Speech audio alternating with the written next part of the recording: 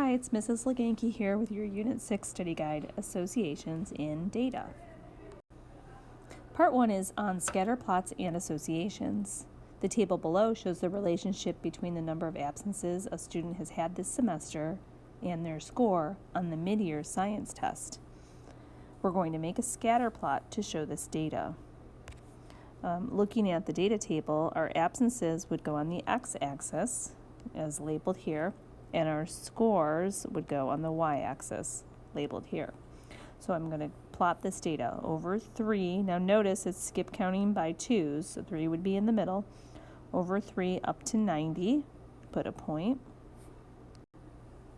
Over 11 up to 65, so that one's going to hover right in the middle there.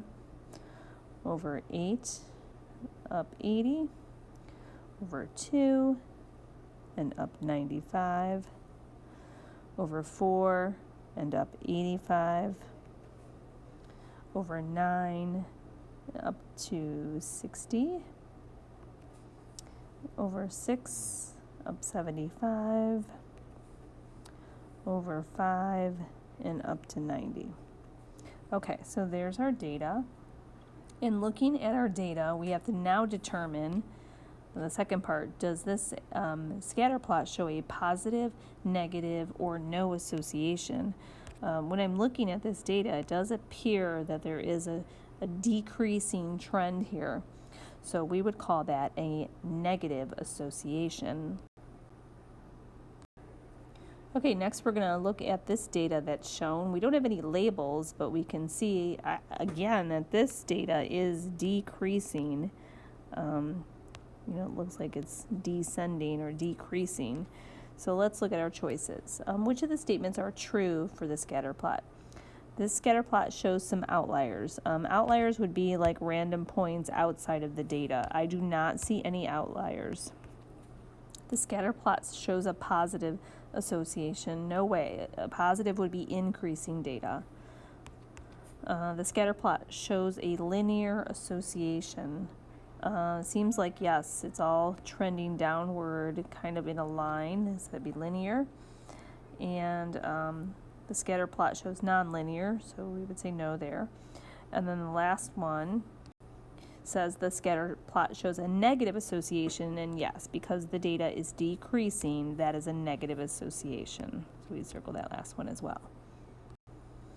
Okay, same question as the last one. Looking at this data, I can see right away it's kind of sporadic. It's all spread apart kind of randomly. So knowing that, let's look for the true statements.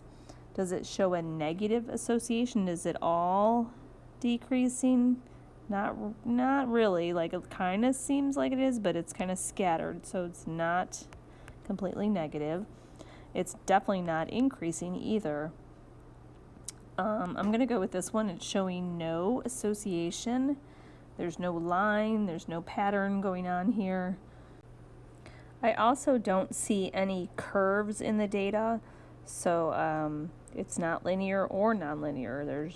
It's just spread around, so just no association. Okay, moving on to two-way tables and frequency tables.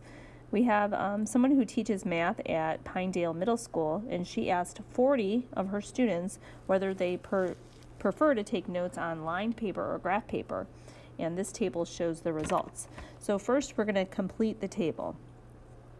So we do have the grand total here, and we know that 91 plus 21 equals 40, so that's all set. Let's use what we know to find out what we don't know. So this way, going this way, 10 plus what is 19? That's going to be a 9 in here, because 10 plus 9 is 19. Now I'm going to look maybe this way. 9 plus 7 would give me a total of 16. Okay, and now to fill in the missing pieces that are left here, we have to figure out what plus 7 would give us 21. So I could do 21 minus 7 to get that. So that is going to be 14. And then the same thing here. What plus 16 is 40, so if I do 40 minus 16, I can get that answer, which is 24. Okay, so complete the table. You're either using addition or subtraction to do that. Now we can answer the question. How many more boys than girls did Ms. Nother survey? So how many more boys than girls? That would be right in here. So 24 boys and 16 girls. So how many more boys compared to girls?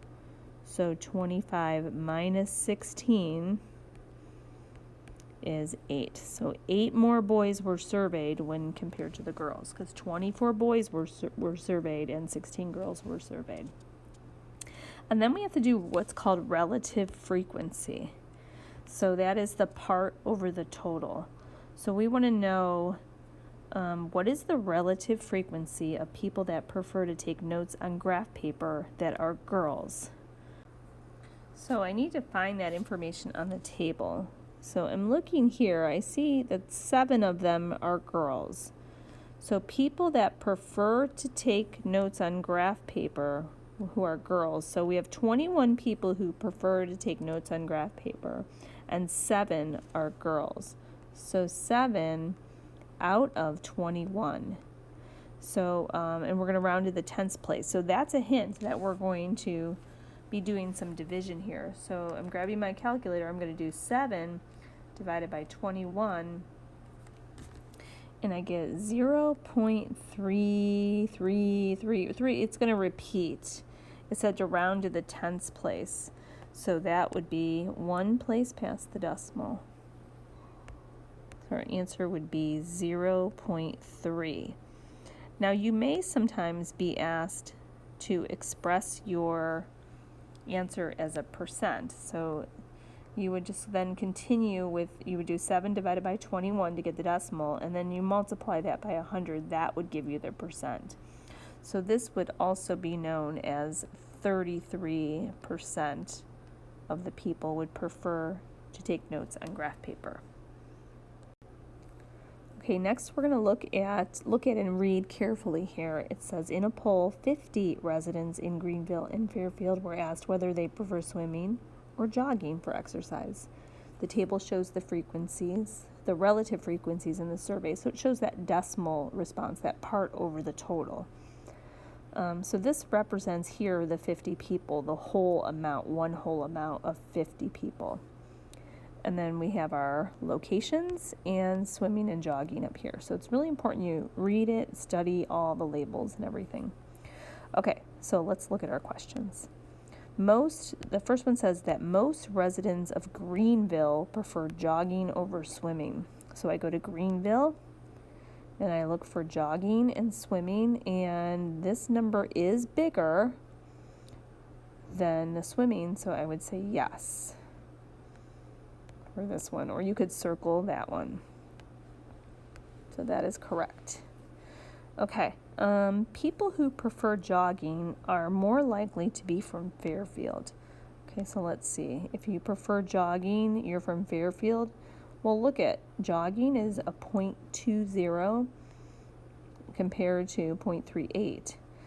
It says most people, the bigger number is from Greenville. This says they're from Fairfield, so that's no. There is an association between the town a person lives in and the exercise they prefer.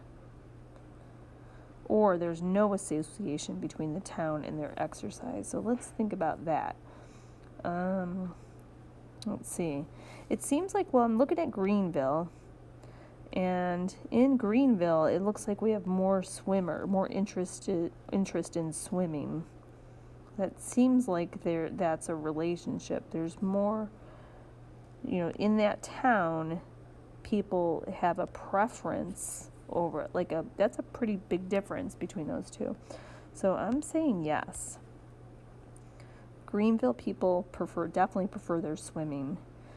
Fairfield, these two numbers are kind of close, but the Greenville, more joggers over the swimmers. Maybe there's not a pool there or something. So I think there is an association.